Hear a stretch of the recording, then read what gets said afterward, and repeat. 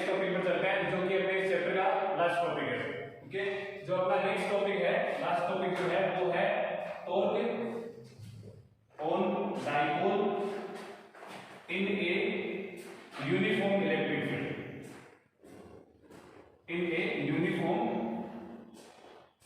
Electric field. Okay, जो अपना ये लास्ट टॉपिक है इस चैप्टर का, और जो आज का एकमात्र टॉपिक है वो है torque on dipole in a uniform electric field when dipole is placed in a uniform electric field. सबसे पहले बात की आती है यूनिफॉर्म इलेक्ट्रिक फील्ड। इसको हिंदी में बोलते हैं एक समान विद्युत क्षेत्र। इसको हिंदी में बोलते हैं एक समान विद्युत क्षेत्र। अब एक समान विद्युत क्षेत्र का मतलब ये होता है कि हमें पता है कि जो इलेक्ट्रिक फील्ड होता है, कोई भी फील्ड होता हो, इलेक्ट्रिक फील्ड की कोई जरूरी नहीं, कोई भी फील्ड होता हो वो हमेशा फील्ड लाइन से बना होता है। कोई भी जो क्षेत्र होता है वो क्षेत्र रेखाओं से बना होता है, और जहां क्षेत्र रेखाओं की संख्या ज्यादा होती है वहां पे, अर्थात इसका मतलब जहां पे डेंसिटी ज्यादा होती है फील्ड लाइंस की, जहां फील्ड लाइंस की डेंसिटी ज्यादा होती है, क्षेत्र रेखाओं का घनत्व ज्यादा होता है, वहां उस क्षेत्र का इफेक्ट भी ज्यादा होता है। इसका मतलब वहां पे उसकी इंटेंसिटी भी ज्यादा होती है। तो अब मैं इस इंटेंसिटी की बात ज्यादा क्यों कर रहा हूं, इसका मतलब मैंने नॉन यूनिफॉर्म इलेक्ट्रिक फील्ड की बात की है, अभी मैंने असमान विद्युत क्षेत्र की बात की है। असमान विद्युत क्षेत्र का मतलब होता है कि जो टोटली इलेक्ट्रिक फील्ड है उसके किसी स्थान पर तीव्रता कम, इंटेंसिटी कम, किसी स्थान पर तीव्रता ज्यादा, इंटेंसिटी ज्यादा। लेकिन हम यहां इस टॉपिक में बात कर रहे हैं यूनिफॉर्म इलेक्ट्रिक फील्ड की। इट मींस एक समान विद्युत क्षेत्र, अर्थात इलेक्ट्रिक फील्ड के प्रत्येक पॉइंट पर, on every point of electric field, intensity will be remain constant. Okay, intensity will be remain constant. Intensity तीव्रता हमेशा क्या रहेगी, नियत रहेगी। नियत का मतलब एक समान रहेगी। जैसे अगर एक स्थान पर 5 वोल्ट प्रति मीटर क्यूब, जो भी 5 वोल्ट प्रति मीटर जो भी है, 5 वोल्ट प्रति कूलम या E बराबर होता है, अपने को पता है E बराबर होता है F बटा Q, तो E बराबर हो गया न्यूटन अपॉन कूलम। तो यदि एक स्थान पर 5 न्यूटन अपॉन कूलम है तो अगले स्थानों पर भी 5 न्यूटन अपॉन कूलम ही रहेगी। अर्थात इलेक्ट्रिक फील्ड की इंटेंसिटी उस फील्ड में प्रत्येक पॉइंट पर समान रहना, नियत रहना। ओके, ये बात आगे समझ में। एक समान इलेक्ट्रिक फील्ड को किसको कहते हैं, वह electric field, the electric field in which the electric field intensity on every point will be remain constant या विल बी रिमेन सेम। अर्थात वह विद्युत क्षेत्र जिसके प्रत्येक बिंदु पर विद्युत क्षेत्र की तीव्रता क्या हो, एक समान हो, वह विद्युत क्षेत्र जिसके प्रत्येक बिंदु पर विद्युत क्षेत्र की तीव्रता एक समान हो, वो एक समान विद्युत क्षेत्र कहलाता है। अब बात ये आती है डाइपोल। डाइपोल किसको बोलते हैं, डाइपोल विद्युत द्विध्रुव को बोलते हैं। अपने को पता है डाइपोल किसको बोलते हैं, द्विध्रुव को बोलते हैं। टॉर्क किसको बोलते हैं, टॉर्क बोलते हैं बल आघूर्ण को। टॉर्क किसको बोलते हैं, टॉर्क बोलते हैं बल आघूर्ण को।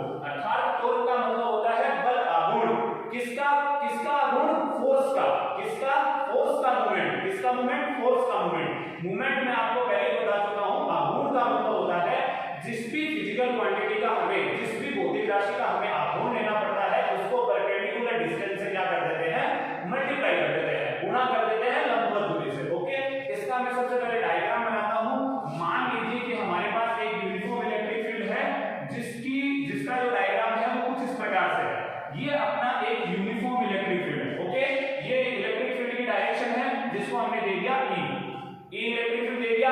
अब इस इलेक्ट्रिक फील्ड में कौन सा इलेक्ट्रिक फील्ड है, ये यूनिफॉर्म इलेक्ट्रिक फील्ड है। ये ध्यान रखना, कौन सा इलेक्ट्रिक फील्ड है, यूनिफॉर्म, एक समान विद्युत क्षेत्र है। Okay, now we have to take a dipole. हमें अब एक डाइपोल लेना पड़ेगा। डाइपोल का मतलब द्विध्रुव लेना पड़ेगा। अब नाउ द्विध्रुव को कहां प्लेस करना है, यहां इस इलेक्ट्रिक फील्ड में प्लेस करना है। मान लीजिए कि ये अपना एक द्विध्रुव है, तो ये हो गया -q और ये हो गया +q। ओके, ये हो गया -q और ये हो गया +q। अब बात ये आती है कि जैसे ही इलेक्ट्रिक फील्ड में चार्ज आ जाता है, इलेक्ट्रिक फील्ड में चार्ज आ गया, इधर +q हो गया, इधर -q हो गया। अपने को पता है कि जब भी किसी इलेक्ट्रिक फील्ड में, when in any electric field, जब कोई चार्ज प्रेजेंट होता है, प्रेजेंट ऑफ एनी चार्जेस, किसी भी चार्ज की प्रेजेंस से, किसी भी चार्ज की उपस्थिति से वो इलेक्ट्रिक फील्ड क्या होता है, इंटरप्रेट होता है। अर्थात वो इलेक्ट्रिक फील्ड क्या होगा, इस चार्ज के ऊपर बल लगाएगा, एक फोर्स लगाएगा। ये चार्ज एक फोर्स को एक्सपीरियंस करेगा। वो फोर्स कितना होता है, वो ये F बराबर क्या होता है, QE होता है। अब बात ये आती है कि एक तो पॉजिटिव चार्ज है और एक है नेगेटिव चार्ज, तो देन फोर्स तो दोनों पे लगना है, बल तो दोनों पे लगना है।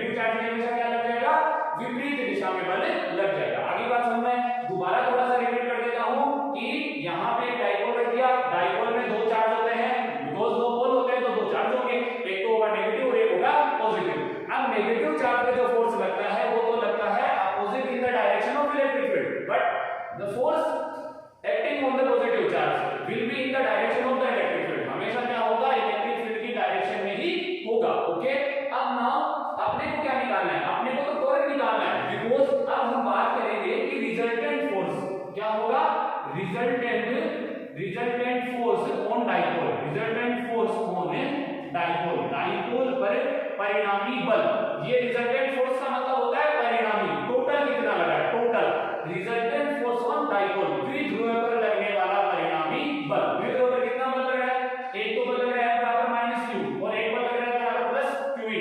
तो देन टोटल रिजल्टेंट फोर्स, जिसको हम can be also called as net force. Okay, net force on electric dipole is equals to that +qe और देन -qe. टोटल कितना हो गया, अभी 0 हो गया. इसका मतलब है यूनिफॉर्म इलेक्ट्रिक फील्ड में, यूनिफॉर्म इलेक्ट्रिक फील्ड, एक समान विद्युत क्षेत्र में जब भी किसी डाइपोल को रख दिया जाता है तो उस डाइपोल पर नेट कितना फोर्स लगता है, 0 लगता है.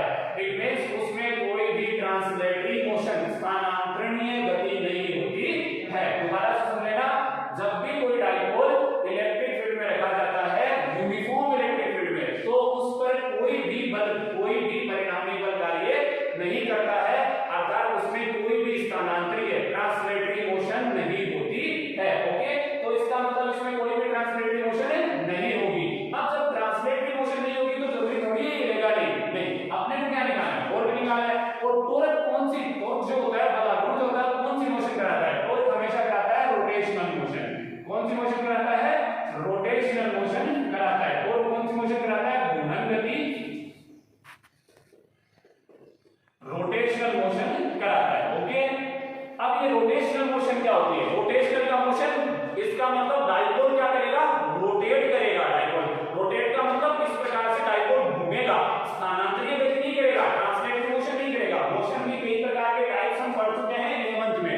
Translatory motion, rotational motion, oscillation motion, vibratory motion, ये हम अलग अलग जो टाइप्स होते हैं मोशन के, वो हम पढ़ के आ चुके हैं 11th क्लास में. नाउ बात ये आती है कि घूर्णन गति, घूर्णन गति किसके कारण होती है, टॉर्क के कारण होती है घूर्णन गति. ओके, अब बच्चों हमें निकालना है टॉर्क, कि टॉर्क कितना होगा. टॉर्क हमेशा पता है आपको कि टॉर्क होता है फोर्स, और टॉर्क से, टॉर्क को रिप्रेजेंट करते हैं टो से. टॉर्क होता है फोर्स और into perpendicular distance. Okay, torque होता है फोर्स इनटू परपेंडिकुलर डिस्टेंस, बल गुणा लंबवत दूरी. टॉर्क ये होता है, आप सब जानते हो क्योंकि 11th क्लास में हम ये पढ़ के आ चुके हैं. टॉर्क बराबर बल आघूर्ण, टॉर्क.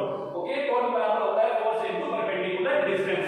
अब यहाँ पे टॉर्क कितना होगा वो हमें निकालना है. तो फोर्स तो पता है, फोर्स तो बराबर दूरी है. तो यहाँ पे जो टॉर्क का फॉर्मूला होगा, सबसे पहले ये मान लिया A पॉइंट है, ये मान लिया B पॉइंट है, यहाँ पे रेखा खींचता हूँ, मान लिया कितना पॉइंट है ये C, और ये इलेक्ट्रिक फील्ड की डायरेक्शन है, कोई सी मान लिया कि इलेक्ट्रिक फील्ड से कितना एंगल पे इंक्लाइंड है, डाइपोल कितने एंगल पे इंक्लाइंड है, थीटा एंगल पे इंक्लाइंड है. तो देन ये एक राइट एंगल ट्रायंगल बनता है ना आपके पास ABC.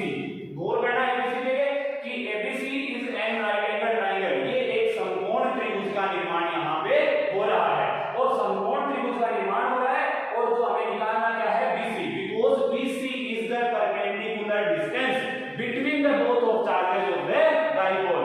डाइपोल द्विध्रुव के दोनों चार्जेस, दोनों आवेशों के बीच की जो लंबवत दूरी है वो क्या है, BC ही है. लंबवत दूरी क्या है, BC ही है.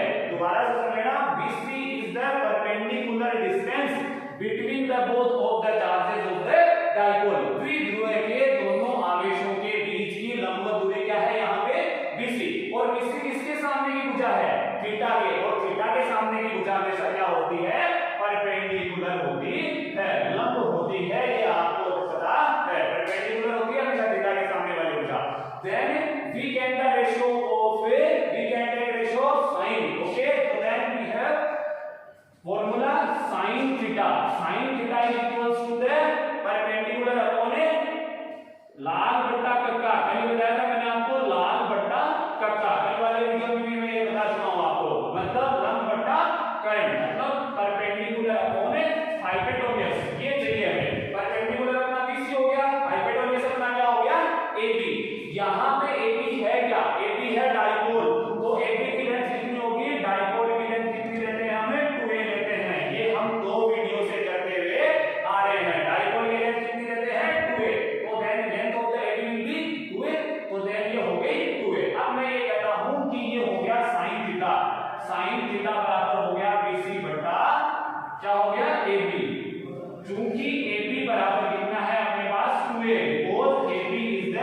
Length of the dipole, A B द्विध्रुव की लंबाई है।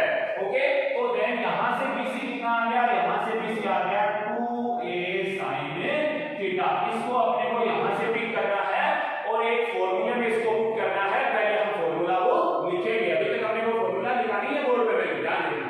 BC बराबर कितना आ गया 2a sin थीटा। दोबारा बता देता हूं, BC is the perpendicular distance between the both of the charges of the dipole.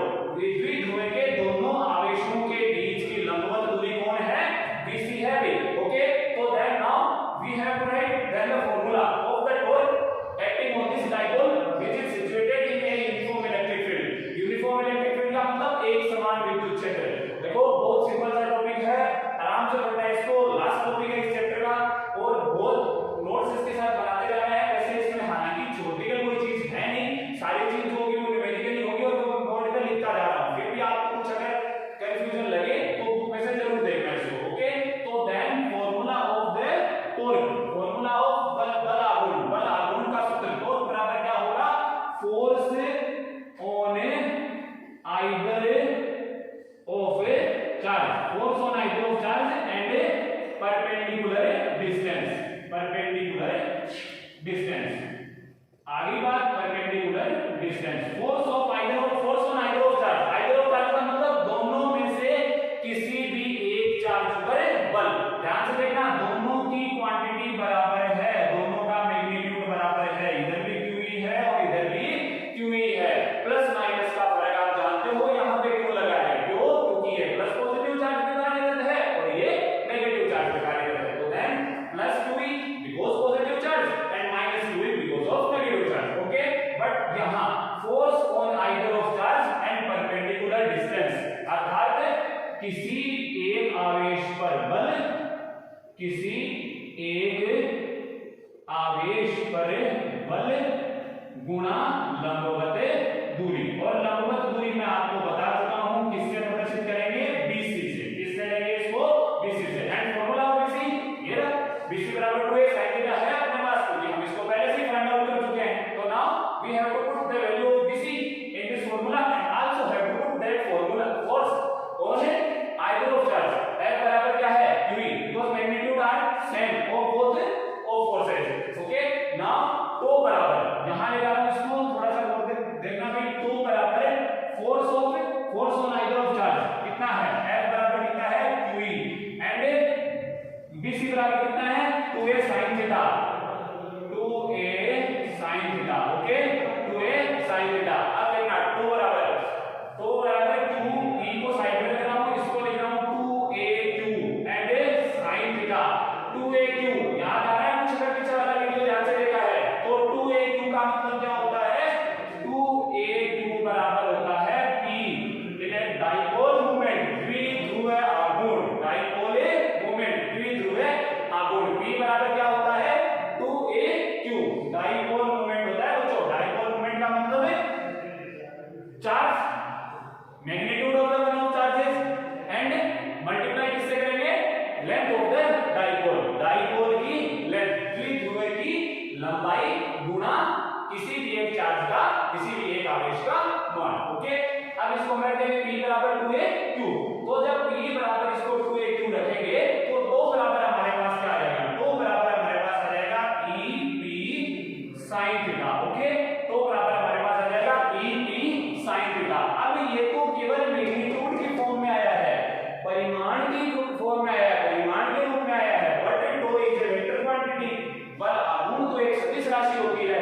तो now we have to write this formula in the vector form. It means we have to represent this formula in the vector form. हमें इस फॉर्मूले को, हमें इस सूत्र को सदिश निरूपण करना होगा। अब मैं इसको थोड़ा सा मिटा देता हूं, इसका सदिश निरूपण करता हूं, फिर अपने इस टॉपिक को हम विराम देते हैं और अपना चैप्टर भी ये विराम ले लेगा। अब इसको जब मैं इसको सदिश रूप में लिखता हूं तो आपको पता है कि E भी क्या है, तो बराबर क्या आ गया P E sin थीटा। इस प्रकार से लिख सकते हैं। P भी एक वेक्टर क्वांटिटी है, आपको पता है सबको, because it is a momentum and E also is a vector quantity and tau also is a vector quantity. अब तो बराबर क्या होगा P क्रॉस E, बिकॉज़ जब आपको पता है कि जब दो वेक्टर क्रॉस मल्टीप्लिकेशन किया जाता है तो वो क्या आता है, क्रॉस मल्टीप्लिकेशन करने पर आता है a क्रॉस b बराबर होता है a b sin theta. Cross multiplication में क्या आता है, दोनों का प्रोडक्ट और बीच के एंगल की साइन फॉर्म, बीच के एंगल की ज्या फॉर्म आती है। ओके, तो ये किसी प्रकार से लिखा जाएगा टो बराबर b cross a। Now this is the formula of the torque acting on the dipole when the dipole is situated in the uniform electric field, and it is the formula we have to remember because on this formula many questions are arises, many numericals are arises which are put in our board examination, so we have to learn and we have to remember this formula tau बराबर b cross e। बच्चों ध्यान देना इस फॉर्मूले के ऊपर, to बराबर होता है b cross e, simple formula है। b बराबर वापस 2aq यू कैन पुट तो 2aq और b क्रॉस e बराबर, इसको ऐसे भी लिखा जा सकता है pe sin थीटा। ओके, ये थीटा है p और e के बीच में बनने वाला एंगल। ओके, आई बात समझ में। वापस एक बार बता देना चाहता हूं, जहां पे p की जो डायरेक्शन होती है वो होती है माइनस से लेकर प्लस की तरफ, जबकि e की डायरेक्शन होती है प्लस से माइनस की तरफ। ओके, ये दोनों डायरेक्शन होती है, ये आपको याद रखनी चाहिए। और इसी फॉर्मूले के साथ में अपना ये जो पहला चैप्टर है सिंपल सा इलेक्ट्रोस्टैटिक्स का पहला चैप्टर खत्म होता है। इसके बीच में भी अगर आपको कोई थोड़े बहुत भी डाउट्स रह गए हों, जैसे इलेक्ट्रिक फील्ड रह गया हो, वो मैं आपको बीच में बता चुका हूं। इलेक्ट्रिक फील्ड जो होता है वो इलेक्ट्रिक फील्ड लाइन से बना होता है, ये सब चीजें मैं आपको बता चुका हूं। फिर भी आपके थोड़ा बहुत अगर कंफ्यूजन रह गया हो तो ये